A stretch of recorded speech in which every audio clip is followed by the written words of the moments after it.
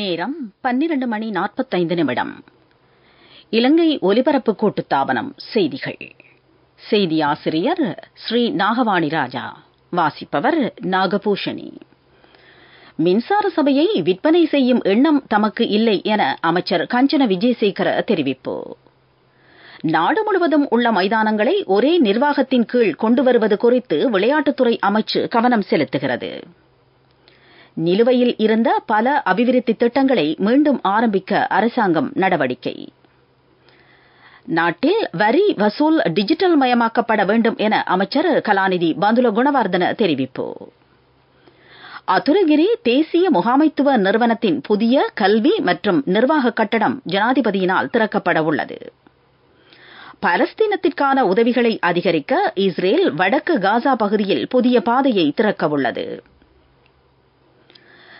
தலைவர் பட்டியலின் உறுப்பினர்களால் தலைவரின் கடமைகளை நிறைவேற்றுவது தொடர்பில் கலந்துரையாடும் விசேட கூட்டம் சபாநாயகர் மஹிந்த யாப்பா அபேவர்தன தலைமையில் இன்று பிற்பகல் 3 மணிக்கு சபாநாயகர் அலுவலகத்தில் நடைபெறவுள்ளது. இதனிடையே மின்சார சபையை விற்பனை செய்யும் எண்ணம் தமக்கு இல்லை என அமைச்சர் கஞ்சன விஜயசேகர இன்று பாராளுமன்றத்தில் தெரிவித்தார். மின்சார சபை மறுசீரமைக்கப்படுகிறது, அதன் பணிகள் தொடர்ந்தும் முன்னெடுக்கப்படும் எனவும் அமைச்சர் குறிப்பிட்டுள்ளார். எதிர்க்கட்சி பாராளுமன்ற உறுப்பினர் லக்ஷ்மண் கிரியல்ல எழுப்பிய கேள்விக்கு பதிலளித்த அமைச்சர் இதனை தெரிவித்தார். இதனிடையே நாடளாவிய ரீதியிலுள்ள விளையாட்டு மைதானங்களை ஒரே நிர்வாகத்தின் கீழ் கொண்டு வருவது தொடர்பில் கவனம் செலுத்தப்பட்டுள்ளதாக அமைச்சர் ஹரின் பெர்னாண்டோ குறிப்பிட்டார். இதனால் மைதானங்கள் பாதுகாக்கப்படும் எனவும் அவர் தெரிவித்தார். பாராளுமன்ற உறுப்பினர் லலித் எல்லாவல எழுப்பிய கேள்விக்கு பதிலளித்த அமைச்சர் மைதானங்களுக்கு சோலார் சிஸ்டம் பொருத்தப்படும் எனவும் குறிப்பிட்டார். ஹோமாகம தியகம மஹிந்த ராஜபக்ஷ மைதானத்தில் கிரிக்கெட்டுக்காக ஒதுக்கப்பட்ட பகுதியில் சர்வதேச தரத்திலான கிரிக்கெட் மைதானம் அமைக்க நடவடிக்கை எடுக்கப்பட்டு வருகிறது. கல்வி பொதுத்தராதர சாதாரண தர பரீட்சையின் விஞ்ஞான வினாத்தாளை தயாரித்த விரிவுரையாளர்கள் தொடர்பில் விரைவில் தீர்மானம் எடுக்க உள்ளதாக கல்வி அமைச்சர் சுசில் பிரேமஜயந்த தெரிவித்தார். மாணவர்களுக்கு எந்தவித அநீதியும் ஏற்படாது எனவும் அமைச்சர் வலியுறுத்தினார். இதனிடையே டிப்ளோமாதாரிகளான 500 ஆங்கில ஆசிரியர்கள் ஆசிரியர் சேவையில் இணைத்துக் கொள்ளப்பட உள்ளனர். அவர்களில் 400 பேர் கிராமப்புற பாடசாலைக்கு நியமிக்கப்பட உள்ளதாகவும் கல்வி அமைச்சர் குறிப்பிட்டார். இதனிடையே இதுவரையில் நிறுத்தி வைக்கப்பட்டிருந்த பல அபிவிருத்தி திட்டங்களை மீள ஆரம்பிக்க நடவடிக்கை எடுக்கப்பட்டுள்ளதாக பிரதமர் தினேஷ் குணவர்தன தெரிவித்தார். வரவு செலவு திட்டத்தில் அதற்கான பணம் ஒதுக்கப்பட்டுள்ளது எனவும் பிரதமர் குறிப்பிட்டார். பாராளுமன்ற உறுப்பினர் தயாசிரி ஜெயசேகர எழுப்பிய கேள்விக்கு பதிலளிக்கும் போதே பிரதமர் இதனை தெரிவித்தார். அந்த அபிவிருத்தி திட்டங்களை செயல்படுத்த மாவட்ட மற்றும் பிரதேச செயலகங்களுக்கு தேவையான அறிவுரைகள் வழங்கப்பட்டுள்ளன. அதற்காக பிராந்திய ஆலோசனை குழுக்கள் நியமிக்கப்படுகின்றன.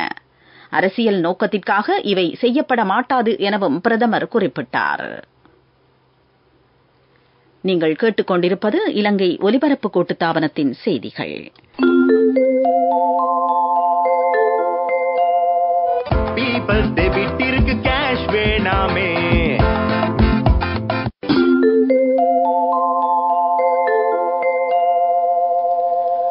முறையான பொது நிதி முகாமைத்துவம் மற்றும் பரிவர்த்தனை முகாமைத்துவத்துடன் நாடு முன்னேற வேண்டும் என அமைச்சர் கலாநிதி பந்துல குணவர்தன தெரிவித்துள்ளார். 2023ஆம் ஆண்டுக்கான மத்திய வங்கி அறிக்கை தற்போது வெளியிடப்பட்டுள்ளது. 2023இல் அரசாங்கத்தின் மொத்த வருவாய் ஒரு நாளைக்கு 847 கோடி ரூபாயாகும். நாளொன்றுக்கு 1467 கோடி ரூபாய் செலவாகும். அதன்படி நாளாந்தம் நட்டம் 625 கோடியாகும்.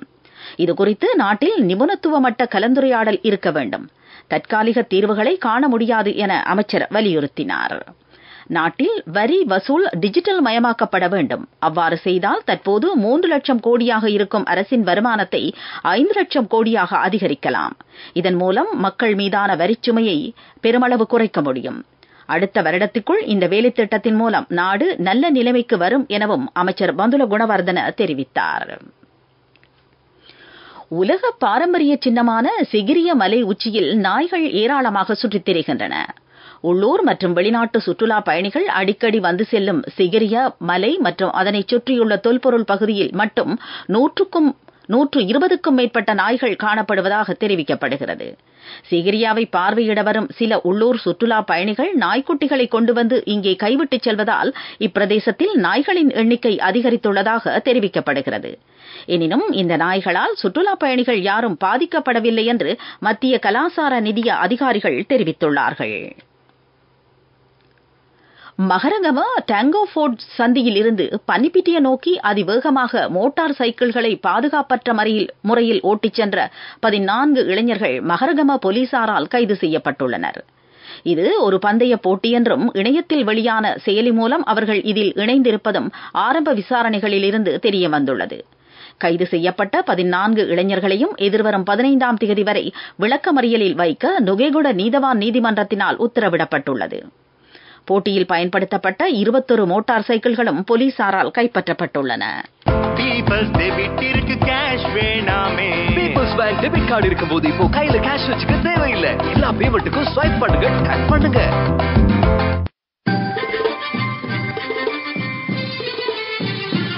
பிரதான செய்தி வழங்குவோர் ஒவ்வொரு வீட்டிலும் இருக்க வேண்டிய வீட்டு வைத்தியர் சித்தாலேப.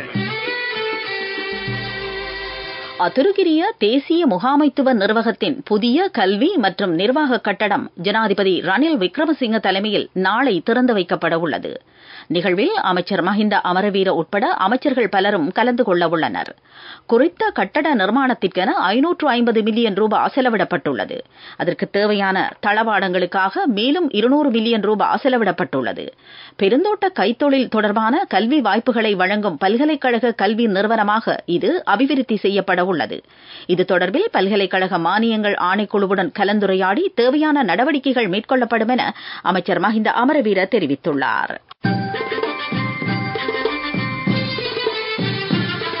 பிரதான செய்தி வழங்கியோர் ஒவ்வொரு வீட்டிலும் இருக்க வேண்டிய வீட்டு வைத்தியர் சித்தாலேப.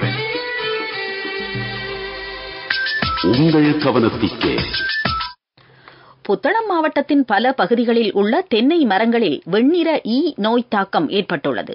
இதனால் எதிர்பார்த்த தென்னை விளைச்சலை பெற முடியாத நிலை ஏற்பட்டுள்ளதாக தெங்குச் செய்கையாளர்கள் கவலை தெரிவிக்கின்றனர். இதேவேளை ஏற்றுமதியும் பாதிக்கப்பட்டு அந்நிய செலாவணியும் குறைந்துள்ளது. தென்னை இலைகளின் பச்சையம் இல்லாமல் நாளுக்கு நாள் தென்னை மரங்கள் பழுதடைந்து வருவதுடன் தேங்காய்களின் விளைச்சலும் குறைந்துள்ளதாக தெங்கு செய்கையாளர்கள் தெரிவிக்கின்றனர். அத்துடன் தென்னை தோட்டத்தில் கடமை புரியும் தொழிலாளர்களுக்கு சம்பளம் கொடுப்பதற்கும் தமது தேவைகளை பூர்த்தி செய்து கொள்வதற்கும் பெரும் சிரமங்களை எதிர்நோக்கி வருவதாகவும் அவர்கள் தெரிவிக்கின்றனர். எனவே குறித்த நோய் தாக்கத்தை கட்டுப்படுத்துவதற்கு அரசாங்கம் நடவடிக்கை எடுக்க வேண்டும் என தெங்கு செய்கையாளர்கள் கோரிக்கை விடுக்கின்றனர். உலகச் செய்திகள். மனிதாபிமான உதவிகளுக்காக வடக்கு காசா பகுதியில் ஒரு புதிய பாதை திறந்துள்ளதாக இஸ்ரேல் தெரிவித்துள்ளது. அமெரிக்காவுடன் ஒருங்கிணைந்து இந்த பாதையை திறந்ததாக இஸ்ரேல் ராணுவம் நேற்று அறிவித்தது. இஸ்ரேலிய ராணுவத்தால் வெளியிடப்பட்ட வீடியோ காட்சிகள் அந்த பாதை வழியே மனிதாபிமான உதவிகளை ஏற்றிய ட்ரக் வாகனங்கள் வரிசையாக செல்வதை வெளிப்படுத்தியுள்ளன. அபிவிருத்தி செய்திகள். மன்னார் மாவட்ட வைத்தியசாலை 80 கோடி ரூபாய் செலவில் அபிவிருத்தி செய்யப்பட உள்ளது. வைத்தியசாலையின் அவசர சிகிச்சை பிரிவு மற்றும் அதற்கான வசதிகள் மேம்படுத்தப்பட உள்ளன. இதற்காக இந்திய அரசாங்கம் நிதி உதவி வழங்க உள்ளது. வடமாகாண ஆளுநரின் வேண்டுகோளுக்கு இணங்க இந்த நிதி உதவி வழங்கப்படுகின்றமை குறிப்பிடத்தக்கது. விளையாட்டுச் செய்திகள். இந்தியன் பிரீமியர் லீக் கிரிக்கெட் தொடரின் மற்றொரு போட்டி இன்று நடைபெறவுள்ளது. குஜராத் டைட்டன்ஸ் மற்றும் கொல்கத்தா நைட் ரைடர்ஸ் அணிகள் இதில் மோதவுள்ளன. போட்டி இன்று இரவு 7:30க்கு அகமதாபாத் நகரில் ஆரம்பமாகும். வர்த்தக செய்தி. அனுசரணை. பட்டதாரியாகும் போது, திருமணத்தின் போது, குழந்தை பிறப்பின் போது மற்றும் 25வது திருமண ஆண்டு நிறைவின் போது 50,000 ரூபாய் வரை விசேட அனுகூலங்கள். மாதாந்தம் 12,500 ரூபாய் வீதம் சேமித்திடும் ஸ்ரீ சேவிங்ஸ் சாம்பியன்களுக்கு மேலும் பணப்பரிசுகள்.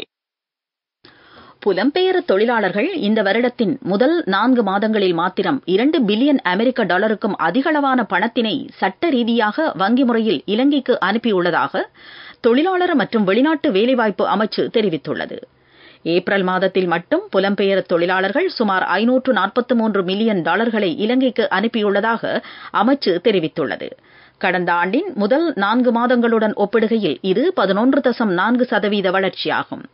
கடந்த ஆண்டு ஏப்ரல் மாதத்துடன் ஒப்பிடும்போது இந்த வருடம் ஏப்ரல் மாதத்தில் மட்டும் இந்த நாட்டுக்கு வெளிநாட்டு பணம் அனுப்பப்பட்ட தொகை 19.7% அதிகரித்துள்ளதாகவும் தெரிவிக்கப்படுகிறது. பட்டதாரியாகும் போது, திருமணத்தின் போது, குழந்தை பிறப்பின் போது மற்றும் 25வது திருமண ஆண்டு நிறைவின் போது 50,000 ரூபாய் வரை விசேட அனுகூலங்கள்.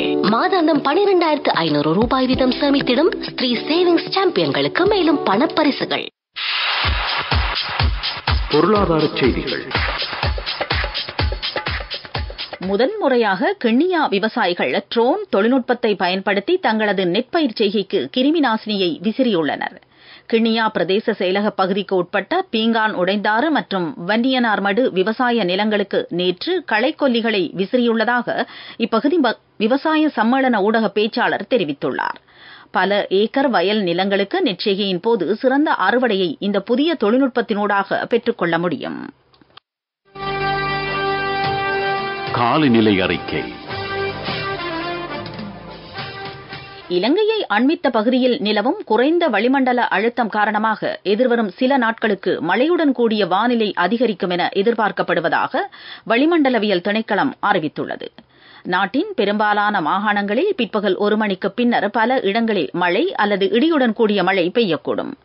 மேல் சபரகமுவ, மத்திய, வடமேல் ஊவா மாகாணங்களிலும் காலி, மாத்தறை மாவட்டங்களிலும் சில இடங்களில் 100 மில்லிமீட்டருக்கும் அதிகமான மழை பெய்யக்கூடும். இடியுடன் கூடிய மழையின் போது அப்பிரதேசங்களில் தற்காலிகமாக பலத்த காற்றும் வீசக்கூடும் என திணைக்களம் வெளியிட்டுள்ள வானிலை அறிக்கையில் குறிப்பிடப்பட்டுள்ளது. காலநிலை அறிக்கை கேட்டீர்கள். இனி மீண்டும் தலைப்புச் செய்திகள். மின்சார சபையை விற்பனை செய்யும் எண்ணம் தமக்கு இல்லை என அமைச்சர் காஞ்சன விஜயசேகர தெரிவிப்பு. நாடு முழுவதும் உள்ள மைதானங்களை ஒரே நிர்வாகத்தின் கீழ் கொண்டுவருவது குறித்து விளையாட்டுத்துறை அமைச்சு கவனம் செலுத்துகிறது. நிலுவையில் இருந்த பல அபிவிருத்தி திட்டங்களை மீண்டும் ஆரம்பிக்க அரசாங்கம் நடவடிக்கை. நாட்டில் வரி வசூல் டிஜிட்டல் மயமாக்கப்பட வேண்டும் என அமைச்சர் கலாநிதி பந்துல குணவர்தன தெரிவிப்பு. அத்துருகிரிய தேசிய முகாமைத்துவ நிறுவனத்தின் புதிய கல்வி மற்றும் நிர்வாக கட்டடம் ஜனாதிபதியினால் திறக்கப்பட உள்ளது. பலஸ்தீனத்திற்கான உதவிகளை அதிகரிக்க இஸ்ரேல் வடக்கு காசா பகுதியில் புதிய பாதையை திறக்க உள்ளது. இத்துடன் எமது செய்திகள் முடிவடைந்தன. எமது அடுத்த பிரதான செய்திகள் மாலை 6 மணிக்கு ஒலிபரப்பாகும்.